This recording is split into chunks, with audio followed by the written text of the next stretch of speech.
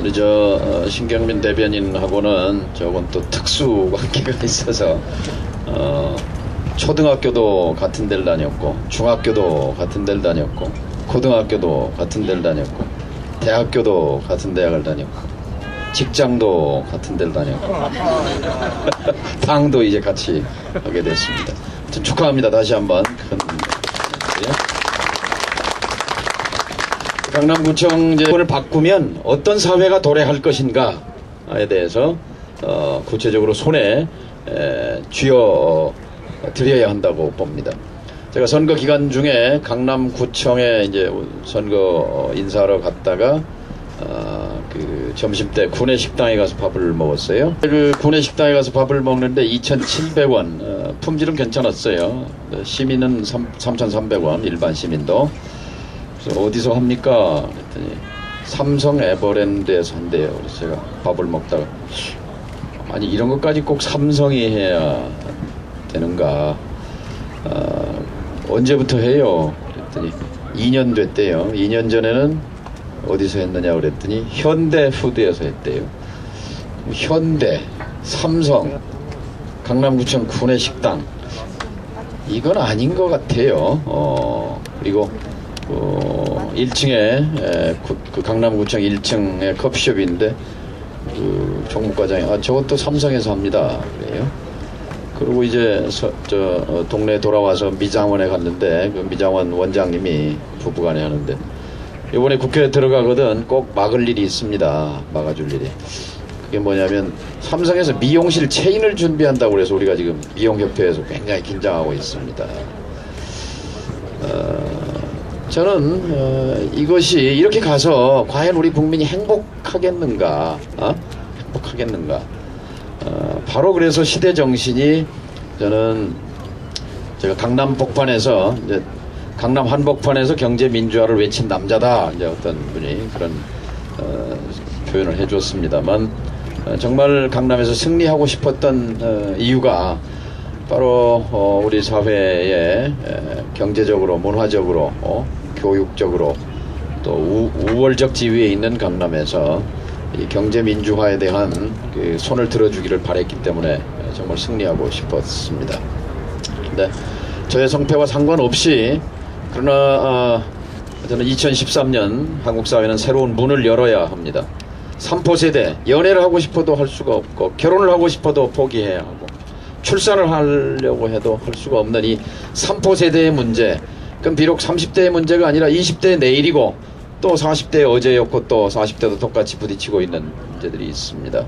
그러니까 일을 하지만 노후가 보장되어 있는 사람은 지금 선생님, 교사, 군인 세 직종밖에 없습니다. 국민연금으로 내 노후를 편안하게 인간의 존엄을 지켜줄 그런 노후는 없습니다.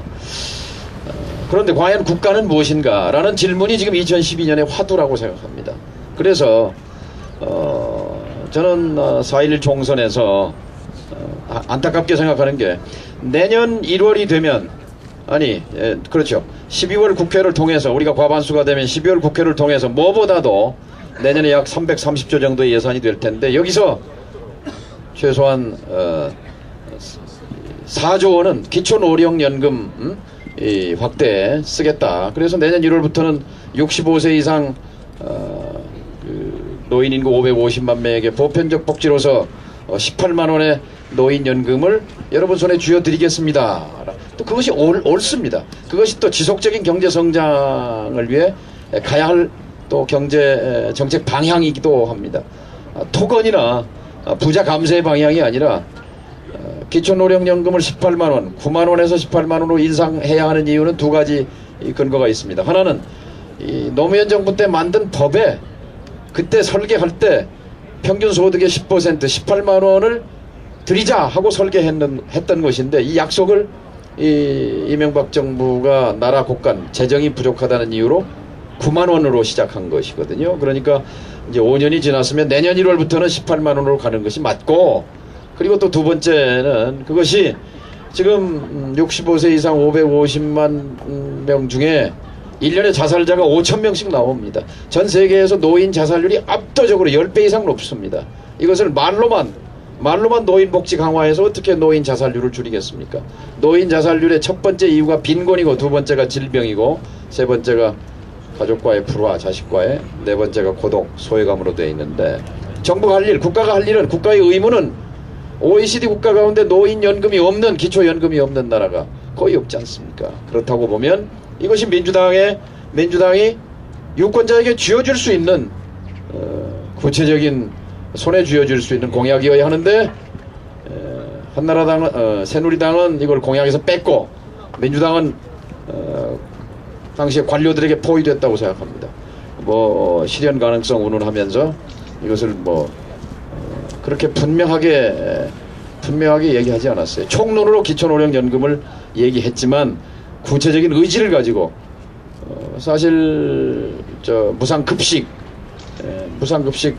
이게 2010년 6월 선거를 지배했던 정신이었잖아요. 그러면 올 4.11 총선은 노인연금 18만원, 아동수당 10만원, 저는 이것이 보다 구체적으로 나한테 다가오는 그것의 이익의 측면도 있지만, 경제정책 운용의 우선순위가 달라지는 거구나.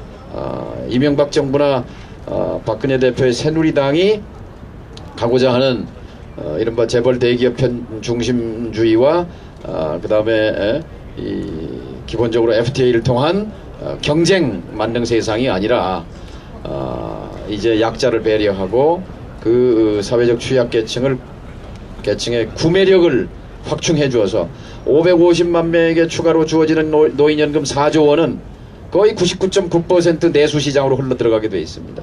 국밥을 한 그릇 더 먹든 택시를 한번 타든 미용실을 한번 가든 4조 원이 이 내수시장으로 흘러들어가는 건 산술적으로만 해도 0.4%의 GDP 성장 요소가 되는 것 아닙니까?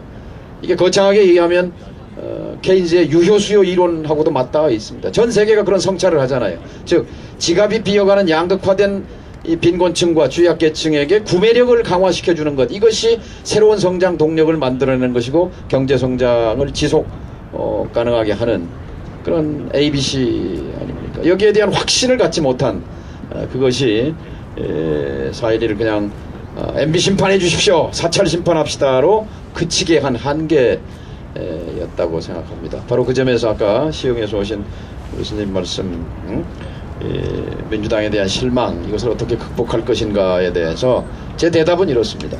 노선 없이 12월은 없다. 노선 없이 4월이 없다는 게 증명됐지 않느냐.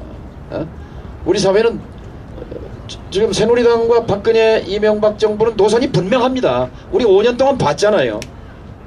5년 동안 봤어요. 선거를 의식해서 잠시 김종인 박사를 영입하고 약간 뭐 빨간 잠바를 뭐 뒤집어 입고 이름을 바꾸고 하는 이 화장품, 화장수를 발휘하긴 했지만 본질이 바뀐 건 아니란 말이죠. 예측 가능해요.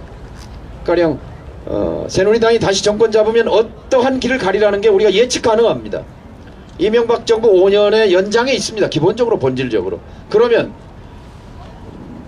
저는 민주통합당이 정권 잡았을 때 이러이러한 길을 가겠다는 것을 구체적으로 국민 손에, 유권자 손에 쥐어줘야만, 그것이 바로 노선 없이 대선 없다라는 제 얘기인데요. 그랬을 때만 국민들로 하여금 다시 가슴을 뛰게 하고 연애와 결혼과 출산을 포기했던 30대를 중심으로 해서 다시 희망을 갖게 되고 투표장으로 돌아오게 하는, 그러니까 작년 시장 보궐선거나 지방선거에 비해서 30대 40대가 투표율이 줄었다는 것은 그 민주당에 대한 실망감의 표시란 말이죠. 다시 2040 세대가 투표장으로 와야 할 이유를 주는 것, 이것이 가치이다, 노선이다, 이렇게 생각합니다. 답변이 됐습니까? 좋은 질문 주셔서 감사하고요. 이게 제가 15분에 시작했으니까 이제 40분쯤 지났는데요. 15분쯤 더 하고 마무리하겠습니다.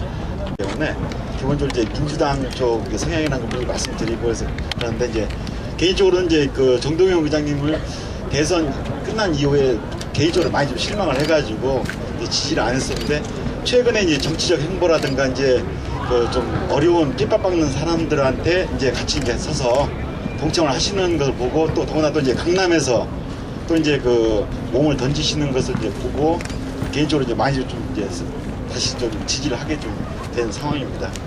그런데 기본적으로 이제 저희가 그 이번 민주당이 패할 수밖에 없었고 오히려 또 이제 패하는데 오히려 잘 됐다는 생각이 좀 드는 이유가 어찌 정치적인 목적은 권력을 이제 쟁취하는 거지 않습니까? 정치의 목적이.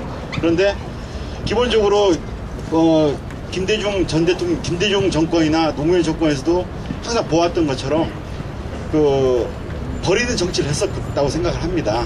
김대중 전 대통령께서도 그 김종필 자민 그때 그분하고 이제 손을 잡아서 이제 자기 기득권을 포기하고 그래서 정권을 쟁취하고 또 노무현 전 대통령께서는 그 자기 어떤 기득권이나 그런 걸 다 버리고 몸을 이제 부산에서 출마하고 떨어지고 하는 그런 과정들을 통해 가지고 버린 정치를 했었는데 이번에 민주통합당 같은 경우는 어떻게든 자기 개파라든가 어떻게든 자기 욕심을 채우려고 많은 모습들을 보이다 보니까 기본적으로 저 같은 경우도 제가 기본적으로 민주당 정치 지지하는 성향인데도 불구하고 이러면은 저 사람들이 과연 정치를 잡은 다음에 과반수 넘어가지고 정권을 잡은 다음에 또 새누리당이 했던 그런 전력들도 하지 않을 것인가 라는 우려가 많음에도 불구하고 딴 데 찍을 수는 없기 때문에 민주당을 지지했던 분인데 저하고 정치적 성향이 비슷한 사람들이 아닌 기본 중립의 성향들을 가진 사람들은 대부분 그런 모습을 보고 실망을 해서 에이 니네 헐 바엔 차라리 새누리당 찍는 게 낫다 라는 측면이 강했기 때문에 강원도 지역이라든가 충청도 지역이라든가 그런 쪽에서 전부 다 그 새누리당을 지지했던 결과가 낫다고 생각합니다. 그래서 지금 정동영 전 의장님께서는 생각하시는 과연 버리는 정치, 국민들은 항상 어렵고 힘이 약한 사람들한테 손을 도와주지 가장 힘있고 뭐 권력 있는 사람들한테 힘을 도와주지 않습니다.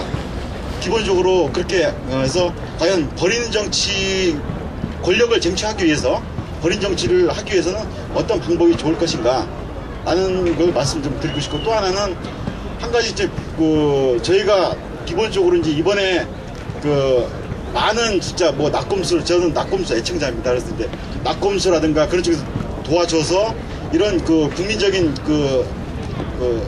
현재 좀 이명박 정권에 대한 반발심이 많이 생겼는데 그러한 좋은 호재권을 다 이제 쉽게 말하면 밥상을 다 엎은 이제 그런 꼴이 됐는데 제가 생각할 때는 이제 저도 이제 유권자의 한 사람으로서 요즘 같은 데는 지금 이명박 정권이 많이 진짜 엄청나게 망가뜨리는 정권이 망가뜨리는 문제가 뭐냐면은 사회 정의입니다. 공정하게 자기가 정상적으로 열심히 일을 해서 남을 도와주고 같은 서로 함께 가는 사회가 아니고 나만 잘 살면 된다는 어떤 그러한 사회 정의 무너지고, 그러기 위해서는 어떠한 짓을 하더라도 다 용납이 되는 그런 것 때문에 대표적으로 잘 아시다시피 성추행이라든가 진짜 논문 표절이라든가 그런 엄청난 짓을 했는데도 불구하고 당선됐단 말입니다.